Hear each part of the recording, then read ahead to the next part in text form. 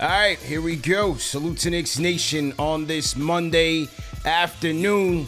Special edition of KFTV Live. CP The Fanchise in the building. And joining me today, he is a basketball lifer, a New York City legend and point guard, 17-year NBA career. But right now, currently, and most importantly, he is the head coach of the LIU Sharks coming out of Brooklyn and headed to the NCAA Tournament. The NEC Coach of the Year, the great Rod Strickland, joins us today. So we're going to get into this tremendous accomplishment, talk Knicks, of course, as well as his legendary career. Hit the like button, hit the share button, and subscribe to the channel. Salute to Knicks Nation. Here we go. All right, Coach, welcome to Knicks Fan TV, man. Thanks for joining me today. Thanks for having me. Appreciate you. Absolutely. Congratulations on a tremendous accomplishment. LIU Brooklyn, the first team to clinch a spot in the dance. You know, how do you reflect on this season, starting your fourth year with this team? Three wins in the first one. How do you reflect on that? Yeah, no, it's been amazing. Just to think about where we've come from, where I've come from since I've been there. You know, starting out with 3 wins, 7 wins. We had 17 last year, and now we have 23 and regular season champs and have opportunity to become the conference champions and go to the dance. So it's been a lot of growth. You know, I think the best thing that happened was for me to have 4 years and experience what I needed to experience. And now we're kind of trending the right way. How about the players? I mean, I saw an elated group in that gym over the weekend. You know, what does this mean to your players, especially some of your upperclassmen? Oh man, it's been great. I mean, we were fortunate to have 3 of our top guys come back from last year. You know, and in this day and time with NIL and all these things, to have that happen, you know, it's a big step. So, you know, I'm grateful to them and humbled by the fact that they wanted to come back, you know, unfinished business. And so I think they were just determined to have this kind of year. We talked about it before the season, all our goals, and now we're hitting them. And I think it's great that I had 3 guys come back to believe in the program, believe in me, and to get to where we wanted to get to. How did you decide to take on the job with LIU? Because you were running the G League Ignite, or one of the executives of G League Ignite. So how did you? Because obviously you were always coaching, and coaching was always in your history. But how did you end up come upon taking this job? Well, I was with Team Ignite, and I was enjoying that. I loved my time at the NBA office, but this opportunity just kind of came out of nowhere. Like, I got a phone call, and it was like, "Do you want this job?" And it was a matter of me sitting down with the president, and if she liked me, or, you know, it was, you know, the job was open if I wanted to take it. So I sat down with the president, we had a conversation. And I got to say this, my guy Juan from Rock Nation gave me a call and asked me that I want to coach at LIU. And we talked about it. And again, I had a meeting with the president, and I mean, like, right there on the spot, it was like, it's your job if you want it.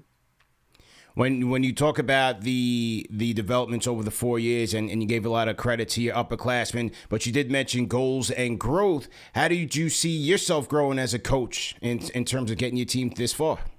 Well, I mean, I had to learn, you know, never being a head coach, you know, being that front guy on that sideline. I kind of came in during a time where, like, the NLI thing was kind of there, being spoken about. Guys were getting a little bit of money to where, you know, it became big. So my process when I first came in was, okay, I'll get these young guys, I'll have them for a few years, you know, I'll bring some other guys in and we'll grow. And that kind of changed on the fly. So, you know, I had to transition and understand I had to get in the transfer portal, you know, JUCO players, older guys, you know, mix them in with some younger guys. And, you know, again, I just had to have the experience of just being in this seat, you know, and even, you know, like coaches, assistant coaches and staff. You know, my first year, I got the job in July. So I think it was kind of a rush, and I was trying to figure it out. And I don't know if I knew all I needed to know at that time. And so I've just been making adjustments as time has gone on. So I'm lucky enough that that after that third 3 game season, 3 game win season, 7 game win season, I was able to have another one, and get to 17 and now, progress to winning 23 games. But I just felt like it was just all about me getting experience. It's just getting those reps. And you Yes. mentioned the transfer portal. You have NILs and the proliferation of NILs. I mean, what's that competitive landscape like when you're trying to recruit a kid and bring on talent for your organization, for your team? Yeah, I mean, I look at it like everyone has to do the same. So you got to figure it out, you know. And I think for me, I think I've been lucky uh, being in this basketball business for so long. I coached at Memphis in Kentucky for 8 years. I was with Team Ignite for 3 years or an NBA office. So I was recruiting players. So I have relationships. I think I have a lot of people who trust and believe that if they give me their young person, I'm going to deal with them right, treat them right. I'm going to help them grow, get better, player development. So I think a lot of it has been my relationships and people trusting in that I can help players get better and kind of deal with them in a way that, I think, they feel that some of these young guys need. Because some young players have had all these experiences, might have been beaten down some, so now what's that next coach or what's that next situation? Because you got to understand those temperaments and you got to understand that everybody's not going to do that. Uh, and I think I've been trusted in that way, and I think that's helped my recruiting. And how much of that is from your own experience, coming up in the city game and going through the poll and 17-year NBA career. I mean, that's an incredible journey. Well, there's a lot. I think everything comes from that because, I mean, quite honestly, I was a basketball player that I don't know if you were screaming at me all the time. I don't know if, so my nature is not that. Not that I won't do it and I can't do it and I haven't done it, but, I think because of going through things, I kind of understand it. So when I see it, I think I can deal with it better, or I think I give it more rope. Uh, uh, and then I also believe in players getting better. Like I don't believe a player when he comes there, if he can't shoot the ball or he doesn't have a left hand or whatever, I don't believe in sticking him in that. You can only go right or you can't. Well, let's work on that. Let's develop that. And I think a lot of those things kind of help. When you, especially in today's game and coming from where you came from, analytics is a very big, hot topic and it's very big. You have your second spectrums, you have your synergies and things of that nature. How much do you, employ or implement, analytics? How much does that shape your game plan? I mean, obviously you look at them, but I think there's instincts and there's a feel that I think you always have to have. I don't know if I go by, the 3-point shot, and that's kind of the big deal in this basketball game. But as a coach, I'm looking to get that ball up the court and get the first best shot. I'm not searching for threes. If they're there, we obviously take them, but trying to put the ball in the basket and trying to defend the three. And let's see if you can make more twos than we can. But we're going to shoot threes, and obviously, I mean, and we've actually shot the three pretty well, but we don't take as many as others at times. It could be one game we take 20 something, one game we take 10. So I think it's just about trying to find the best shot available. What would you say then is defense? Would you say that's the hallmark of the LIU Sharks identity? Like what's that number one team going to be up against when you see them in the tournament? Yeah, well, we're going to defend. That's what we do. We're going to get on the ball. We're going to pressure the ball. We're going to switch. We're going to see if you can take the ball. See if you can drive against us. But yes, we will switch defenses. But yes, we want to be a defensive team first, and then we want to rebound the ball, get turnovers, and we want to get out in transition. When you see yourself on the sidelines now, especially as a head coach now, 4 years in the game, and you might be calling a kid over and you're coaching him up, or you're yelling from the sidelines. Is there a coach who kind of shaped your philosophy, or shaped your game, or when you're on the sideline and you're like, damn, I sound like Coach Cal or Coach Pitino? Is there Nah, coaches nah, influence you? nah. I've always kind of had my own style, even as a basketball player. Kind of always gone to my own beat. Obviously, I had the opportunity to be coached by some of the greatest: Pat Riley, Larry Brown, Rick Pitino, Rick Adelman, and so forth. Uh, I was in college with John Calipari, so I've heard, I've listened, and I've learned. But I just think I have my own style, and I think a lot of times, X's and O's obviously is great, but it becomes about humans and people, and you got to figure that out as well. And I think I have my own way of handling that. At this stage of the game, the seeding will be determined next Sunday after we get through all the conference tournaments. You obviously have your Dukes, you have your Floridas, your Michigans. Are you guys doing your homework on those teams now, or when does that prep kind of start? No, right now we're concentrating on Mercyhurst, and that's like again. We're not even supposed to know we're in the tournament. Right, right, right. We're supposed to be going in tomorrow into the game tomorrow, thinking this is for the dance. So, we got to keep our eyes set on what's going on right now. And that's a goal. Our goal for us was to win the regular season, have the best record so we can have home court advantage, win the conference tournament, and then get into the NCAA tournament. So the steps have kind of gone a little flip-flop, but the conference tournament is that's our goal right now. And with Mercyhurst, they were ineligible for the tournament based on a technicality. Is that right? You mind like explain that a little bit? Yeah, no, well, they've just is this their second year into college basketball. So they have to be in it for I don't know if it's 3 or 4 years. So they can't go to the NCAA tournament.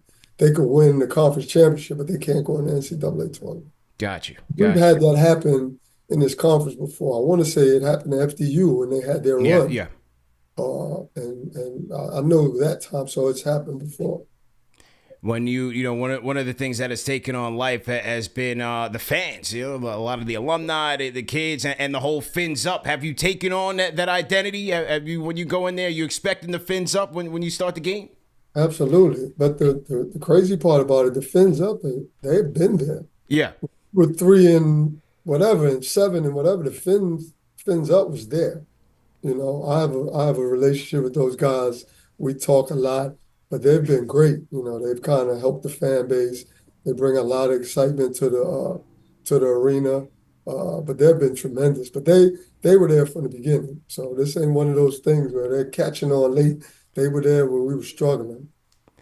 Yeah, and as we've been celebrating you guys, that's where people in the chat they bring up their stories. I went to LIU, or my family went to LIU, so you get a lot of those stories, so you can see the pride in the fan base and the alumni on a tremendous achievement so far. As you said, job not done, but so That's what far. winning does.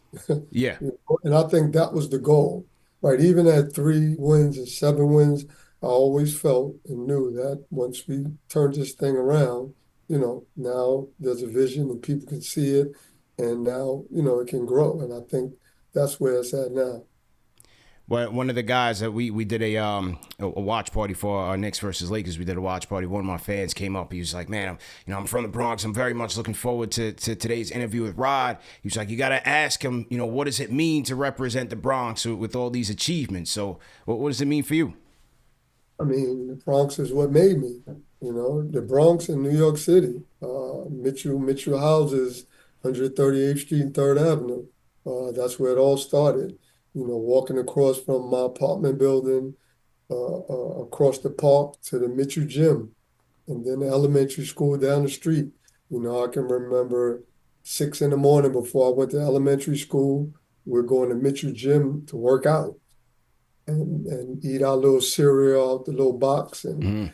go to school from 8 to 3, and from school go right back to the Mitchell gym. So the Bronx made me, New York made me, being able to play against all the great talent in New York. And, the world now is different. Everybody's caught up. But there was a time where New York was really a thing. And New York had its own style and, own attack style and kind of everybody trying to one up each other. And those were great times, but that gave that competitive edge. And I think helped propel me to all the things I was able to accomplish. Yeah, that was another question I was going to ask you, just in terms of like when I look at your roster makeup. You have a lot of guys from Canada on there, a guy from China. I even look at, St. John's and Patino. There's one player from out of New York. And so do you feel like, because for years, even before NILs, we haven't really seen that top star coming out of New York like it was in your era, in your generation? Yeah, I don't know if it's that. I just think everything is caught up. Like every city, every state, like, everybody's playing basketball and you can get a great look everywhere. So I don't know. I don't necessarily, it's not the talent. Mm. I think there's guys in New York that are just going different places, just like everyone else. So I just think it's a matter of the world has changed. Basketball is everywhere. There's so many different opportunities. There was a time where, there was certain colleges that everybody wanted to go to, Yeah. make it to the NBA. Now you can go absolutely anywhere and be an NBA player. There's Division II, Division III guys that are, moving up and going on to be NBA players. So there's so many options. I just think that's just what it is. Plus international as well. The Yes, talent yes, pool is yeah. is certainly greater for sure. Once again, we're talking to Rod Strickland, the head coach of the LIU Sharks, 17-year NBA great, New York City point guard. And Rod, one of the interesting things that I found was that even though the Knicks drafted you, and for every Knicks fan, their memory, yeah, we drafted Rod, but we had Mark, this, that, and the third. You didn't want to be drafted by the Knicks. Well, yeah, only because they had Mark. Right, right, right. So it just didn't make sense to me. And so when it was my draft year, I was kind of told I could go between 7 and 15. And then the day of the draft, I'll never forget my college coach, Joey Meyer, called me and told me I was dropping because I think Boston and the Lakers called. And those two teams always had the last two picks because they were the best teams. So I was a little scared because I'm like, if they don't pick me, I'm going second round. So Seattle told my agent, or my agent told me, if I was available number 15 at Seattle, they would take me. 15 came, they didn't take me. So as I'm looking on the board, I can remember, I don't remember the teams, but they all had point guards. And then New York had a point guard. So I skipped over all that.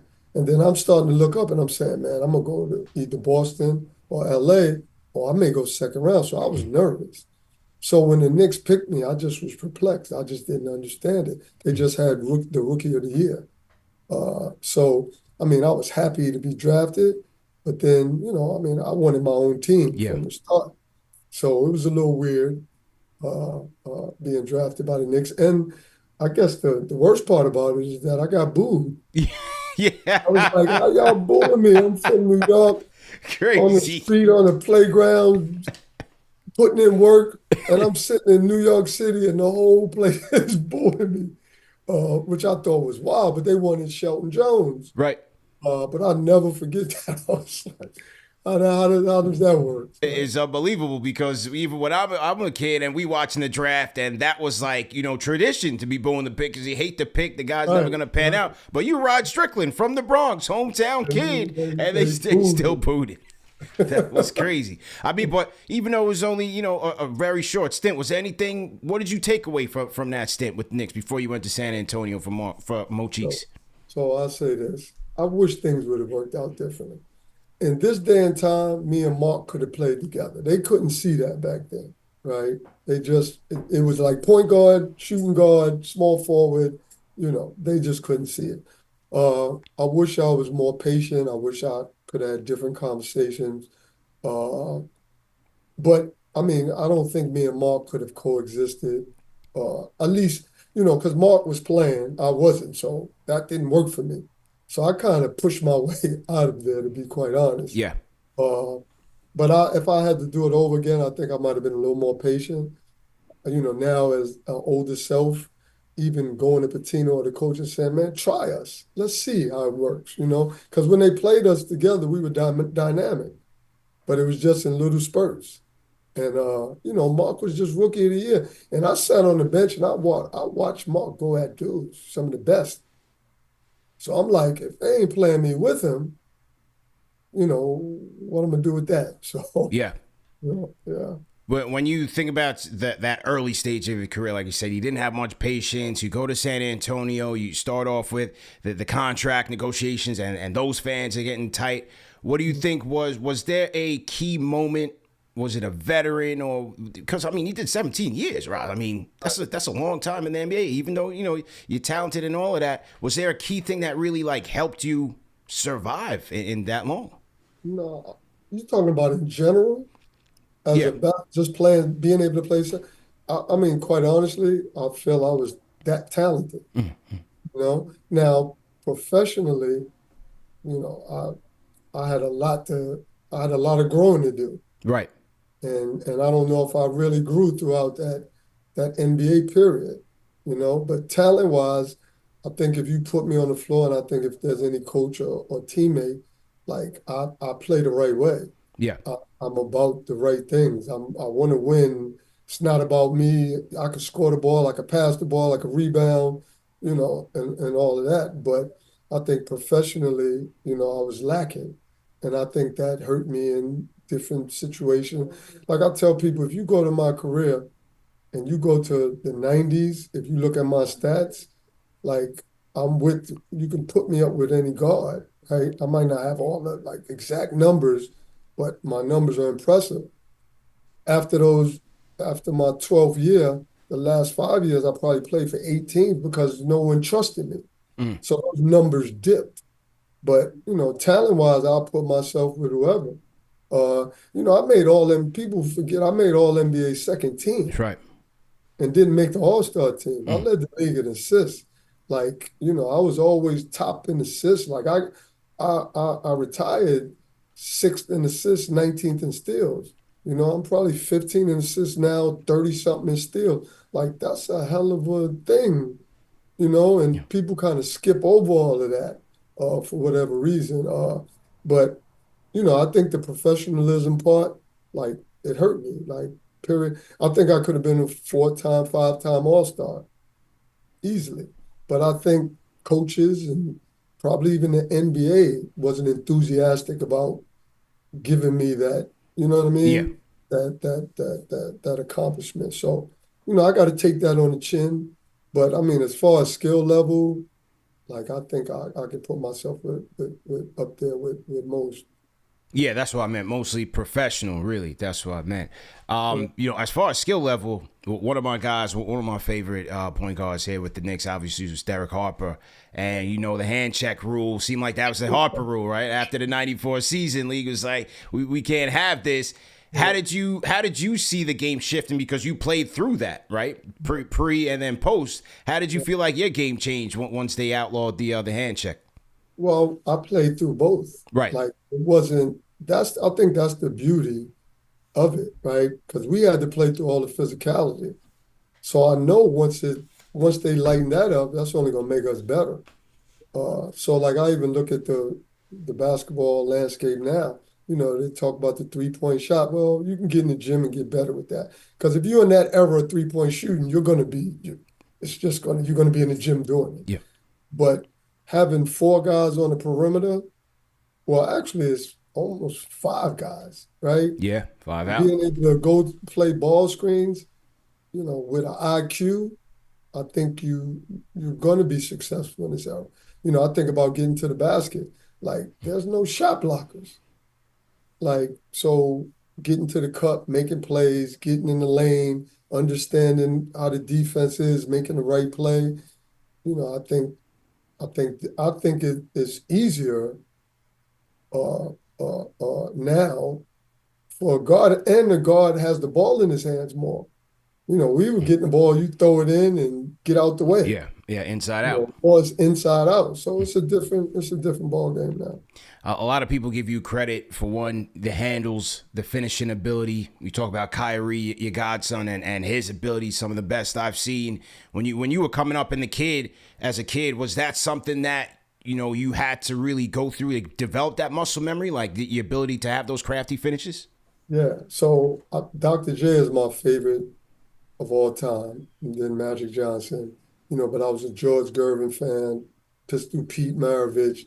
So I watched those guys, Isaiah Thomas. I watched those guys, uh, and I tried to emulate them, but then I also put my own twist to it. So I used to study the backboard. I stand under the backboard and just throw it up in different angles, spin the ball all different kind of ways off the backboard, try to get it high off the backboard, try to get it on the corner, the top of the backboard. So I always told people sometimes you think I'm just throwing stuff up there, but no. Like I studied that backboard so much that if I get fouled, even if I'm turned sideways, I know where to hit that spot. And I did it with both hands. So that was something that I practiced. I remember Billy Donovan telling me, because I think he was with the Knicks before I was. When I got there and I was in the gym, he must have saw me and he said, I've never seen somebody just sit there, just stand there and just off the backboard all day. So I studied it, I watched, I emulated some guys, and then I kind of put my own twist on it. When you mentioned the fact that it's more of a 5-out game, the center, it's changed, right? It's no longer dumping it down back to the basket as much as it was. Right. What do you think about that? I mean, obviously we still have some of the best point guards. He talked about Kyrie, obviously Steph, Jalen Brunson here with the Knicks. What do you think about in the way that the game has kind of changed? What do you mean? Like, what do you mean by that? Well, like a lot of today's players say, just in terms of the style of play, it's just different than it was in the 80s, the 90s, from your time, because it is more spread out and you're not really going through the five as much inside and then spraying it back out.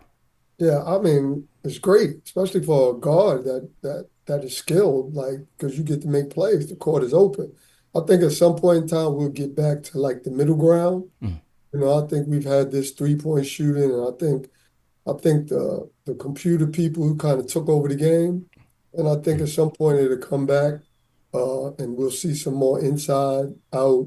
They've taken away the mid range game and all that, but I think it'll come back full circle. It's always the evolution. The game is always evolving, and I think it will evolve again. But I think the big man in some form, shape, or form will come back, uh, because I think the 3-point shot is getting a little worn out now. You watch the game and the ball is just being swung around to try to find a 3-point shot. I think we missed the dunks and the fast break, and a lot of that stuff has changed. But I think at some point in time the game will evolve back around. Do you have your big men? Do you have them in shooting drills and taking outside shots as much, or how do you typically coach your big men? Yeah, well, we play a lot of 4 in, 1 out. But now, like my big man who hadn't shot many threes is now stepping out because he's been working on it. So we step him out sometimes, or we'll ghost him, and he can ghost out to the 3-point line. But he's shooting more threes. But it's kind of like we play both ways. So we play 4 out, 1 in, and then there's times where we're playing 5 out a little more. Have you been, busy coaching with LIU and with all the success? Have you been keeping tabs on the Knicks? I know you pull up to the Garden every now and again. Have you been keeping tabs on the squad? Yeah, I have been. I mean, sometimes it's hard, especially now. I know they're on a road trip or something Yeah, now. they're on the West Coast trip now. Tough loss yesterday to the Lakers. They got the Clippers tonight on the second night of a back-to-back. But overall, the championship pressure, Rod, as you see it, it's getting bigger and bigger every year. What do you think about the state of the team so far? I think it's great because they have a shot. It's not many teams that have a shot. And, if you look at the Knicks, what was it, about 4 years ago, maybe? Or 5 years ago, I don't remember the timing. And where they're at now, they're trending upwards. They have a chance. They're one of the few teams that have a shot. So, I think they just gotta kind of hit that stride at the right time. You know, Detroit Pistons is tough. Yeah, they tough. They play that old school basketball, but the Knicks have all the talent in the world with Cat and Jalen and those guys. So And it's also today's also Leon Rose's birthday.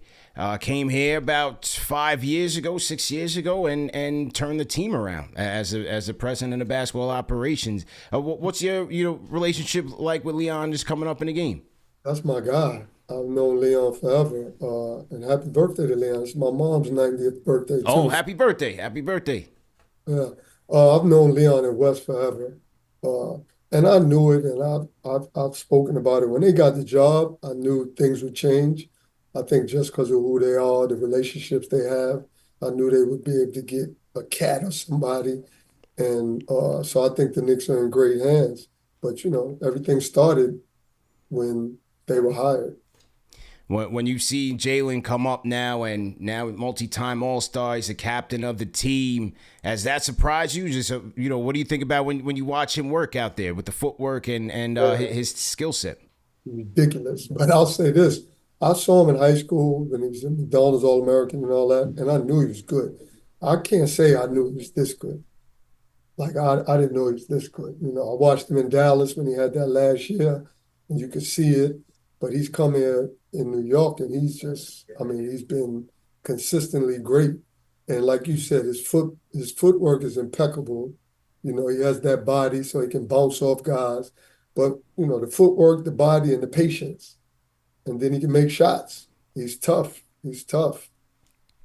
When I watch him, especially now, because as I said, the expectations are higher now, and I see the conversations around him shifting, especially amongst the fan base and among analysts in terms of can he get them to the promised land. But what I see sometimes is a challenge or a battle because he is the best player, he is the most talented scorer on the team, but also being tasked with facilitating and making his teammates better.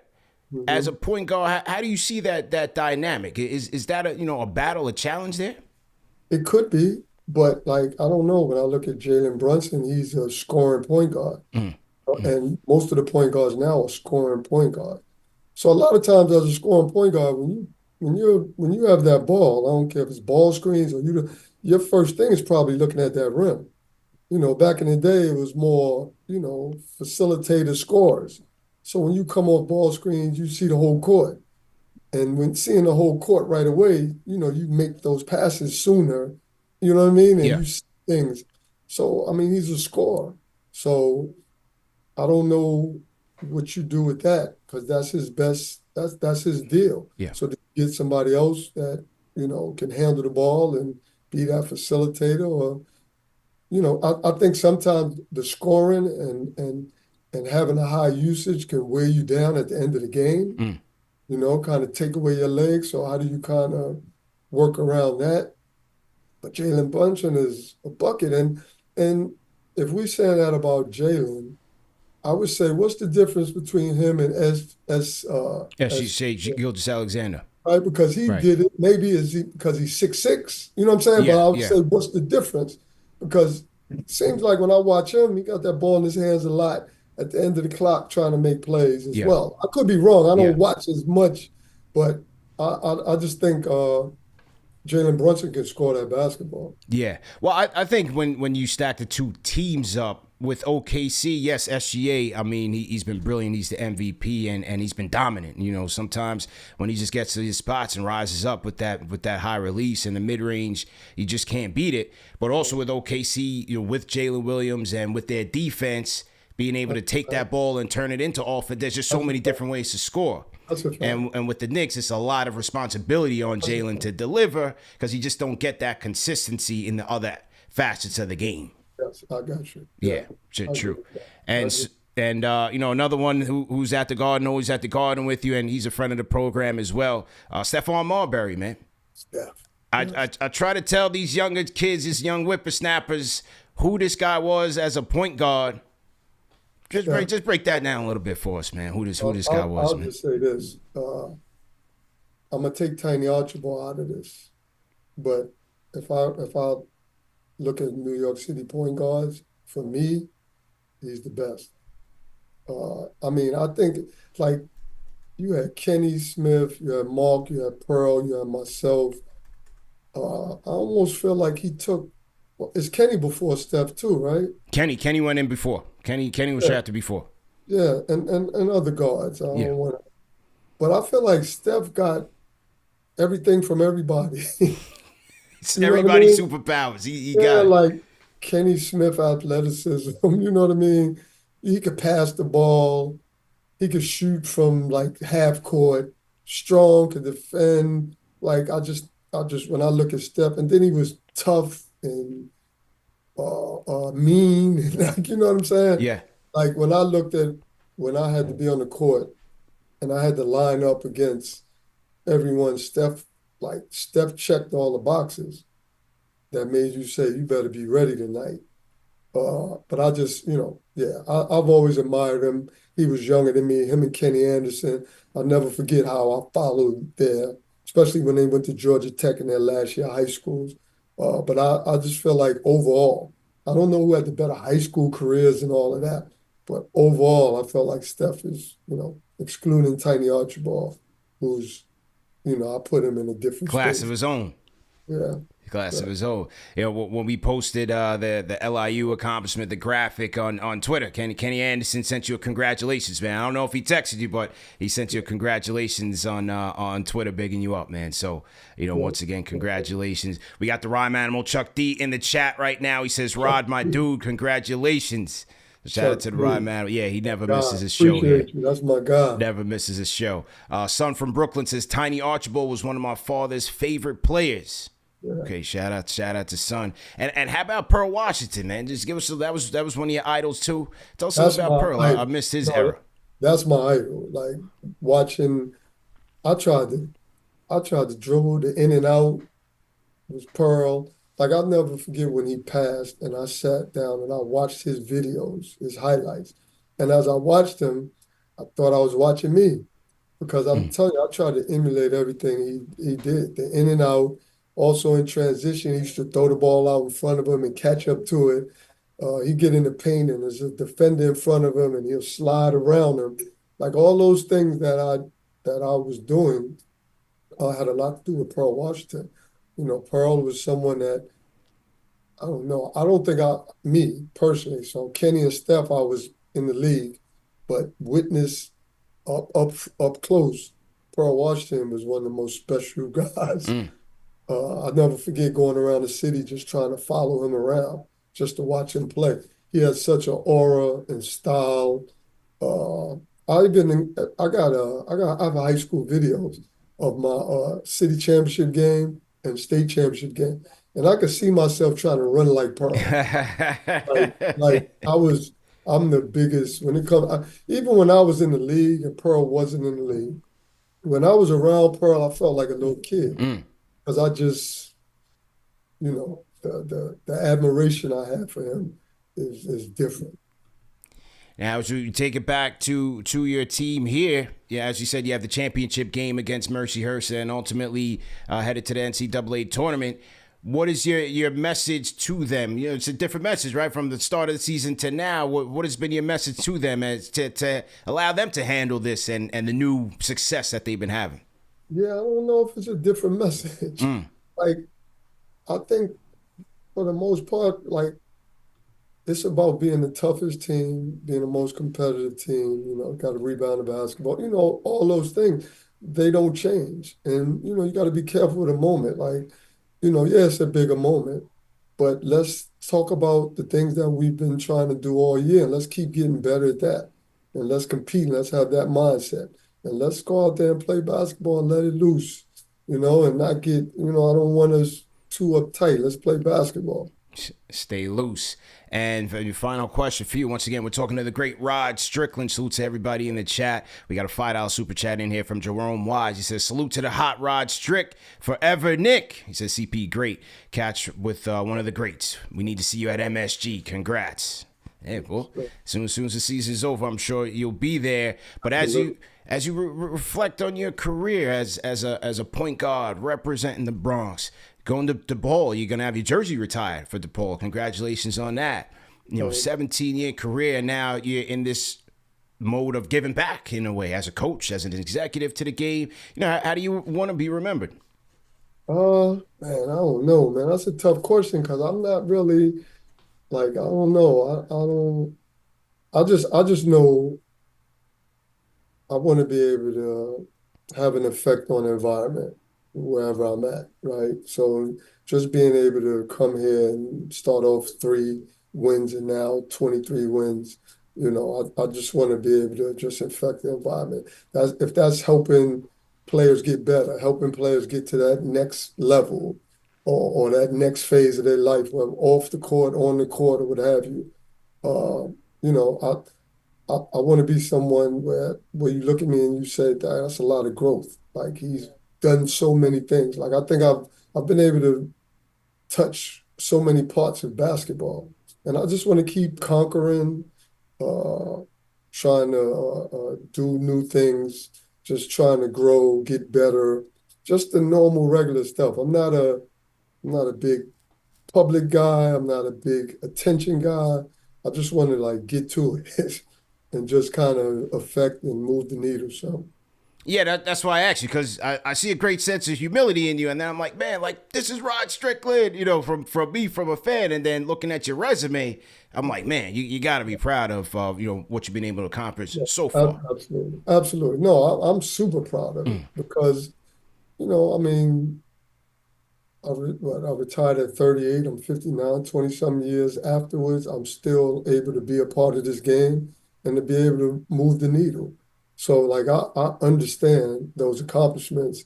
I'm just trying to keep living it out. Shout out to, we have another super chat. Son from Brooklyn says, we used to debate back in high school whether the Knicks should start Rod over Mark. Vicious debates because a lot of us were fans of Rod. So there you go, man. These people, they never forget, man. My guy Will from Long Island, he says, it's an honor to have you on KFTV as a fellow Pioneer Shark. He says, thank you for what you have done for LIU basketball. It's a pleasure to have you on. He says, as the coach, as my former team. So shout out to the good people in the chat. And Coach, thanks for the time, man. Hopefully this is not the last time. This is just your intro to KFTV, but this was a bucket list conversation for me and the people here. So we definitely appreciate the time. No, I appreciate you anytime, my guy. Anytime. Absolutely. Good luck in the tournament. We're gonna be rooting for you. And yeah, man, enjoy the day. All right, appreciate you. All right.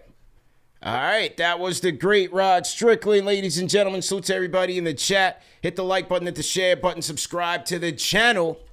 I hope we delivered, man. What a conversation. This is why it's the #1 show. LOLB, I appreciate the support, man. Appreciate the support. Bucket list conversation, man. Bucket list conversation, Look, man, these are busy guys, busy people, but what you guys got to know is behind the scenes, I'm always working. Staying consistent, staying persistent to try to get you value. That's what I'm all about, man. Shout out to Rod Strickland. Excellent conversation. And the Once a Knick, Always a Knick series continues. Good stuff. I got a couple more on the way. So stay tuned.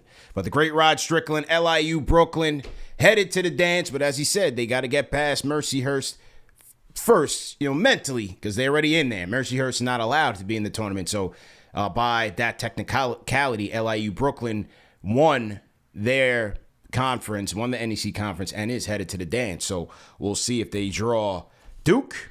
Do they draw who else? Maybe Florida might be a #1 seed. You got Michigan might be a #1 seed. Maybe Arizona. P. McGee, salute. All right, so we got Clippers tonight. I didn't get a chance to go through Knicks Weekly. I got to dip, get back to dad life, and then I'll get back to Clippers tonight. I got to get my nap in. Today, coincidentally, the day after Spring Forward is National Nap Day. So they say. So I got to get my dad nap in, get ready for the Clippers game, and hopefully the Knicks can get a W. But yeah, shout out to Rod Strickland, man. We definitely appreciate his time. He's a busy guy. And we appreciate that. And yeah, like, share, subscribe. That's all we ask, man. Just continue to support us. Like, share, subscribe. Shout out to Will from LI for the super chat. Some from Brooklyn. We appreciate you as well. Shout out to Jerome Wise for sending the super chat through. And of course, shout out to the Rhyme Animal Chuck D, man. Definitely appreciate it. Daniel Bosajor, appreciate you. And we'll see you guys later on tonight. Late night, early morning KFTV vibes. All right, see you guys tonight, man. Peace.